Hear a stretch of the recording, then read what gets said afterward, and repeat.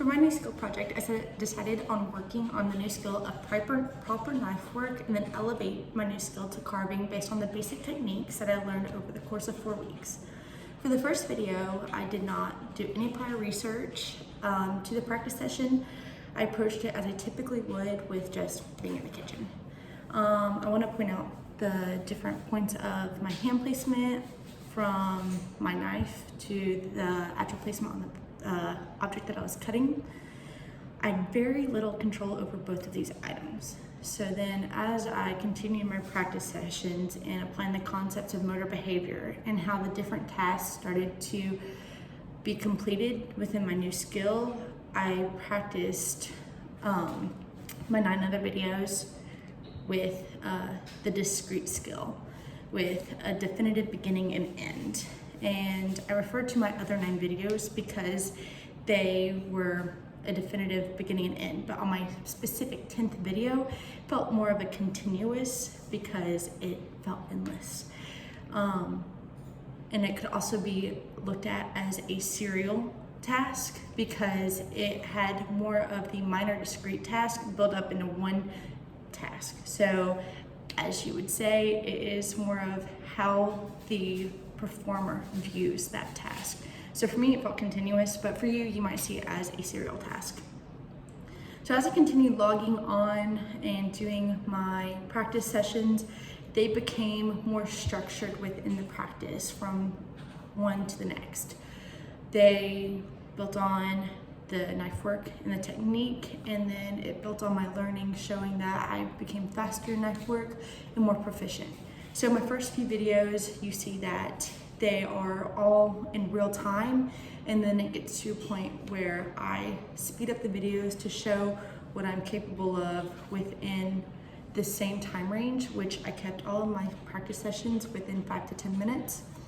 And so for my sped up videos, it was showing all of the discrete tasks that I had learned over the 4 weeks, all into one. And like I said, that is all conglomerated into my 10th video, but there's a couple of my videos where I showed that before. So I have a reasonable margin of error that was allowed within my practice sessions, and the margin of error is considerably high because I could have literally chopped my finger off. Trust me, almost happened a couple times, but we did not allow that to be shown on the videos. No blood was drawn. But like I said, the margin of error was reasonably high because I did not have any direct feedback that was allowed within my practice sessions, because no one that I knew within my friend group or that I am associated with was proficient in this task. So it was more all inherent feedback that I was getting, and so the margin of error was increased because I didn't have that coach effect of the augmented feedback. So, but for feedback or random practice that I could implement into my practice, I did have some outside noise. I did have people that would come talk to me in my further practice sessions. So about the 5th practice session on, I had people that were implemented into my practice session to talk to me and to show my proficiency while I was doing my new skill, because along with getting better at what you're doing in increased time or the increase in proficiency, also having a distraction and showing your bandwidth of doing one task to the other or multitasking is also a sign of proficiency within the new task. So then getting into the Fitts and the Bernstein's principle.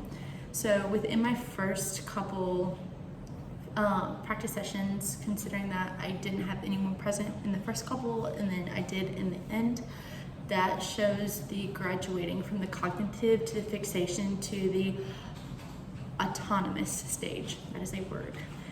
And so graduating from each of these stages shows the proficiency, and then within the Bernstein's principle, it shows how I am no longer staying fixated and stiff within my movements and going into that explosive dynamic. So I did learn a lot, and I was able to put more of my new skill to practice, especially considering Thanksgiving break, and I can't wait to present it on Wednesday.